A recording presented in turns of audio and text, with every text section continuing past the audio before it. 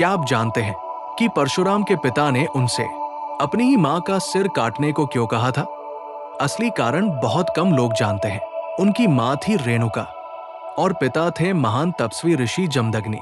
रोज की तरह रेणुका नदी से तपोबल से बना हुआ जलपात्र लेकर आश्रम लौट रही थी, लेकिन रास्ते में उन्होंने एक दिव्य पुरुष चित्ररथ को देखा और उसी क्षण उनके मन में क्षणिक आकर्षण और विचलन आ गया। तपस्या की वो एकाग्र शुद्धता टूट गई और उनके हाथ से तपोबल से बना पात्र भी भंग हो गया। ऋषि जमदग्नि अपने दिव्य ज्ञान से समझ गए कि रेणुका का मन पल भर के लिए भी डगमगा गया है और उन्होंने इसे आश्रम की मर्यादा और ब्रह्मचर्य तप के धर्म का गंभीर पतन माना। क्रोध में आकर उन्होंने अपने बेटों को आदेश दिया, अपनी मां का सिर काट दो।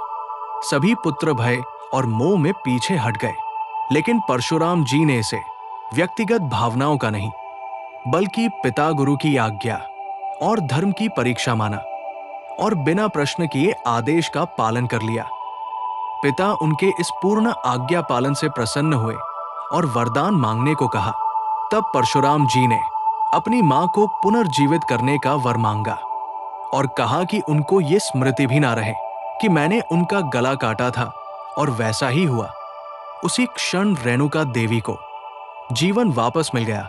ये कथा हत्या का समर्थन नहीं करती, बल्कि ये दिखाती है कि उस युग में तप, संयम और गुरुआज्ञा को जीवन से भी बड़ा धर्म माना जाता था। ऐसी ही अद्भुत जानकारियों के लिए जुड़े रहे डिवाइन टेल्स के साथ। राधे राधे।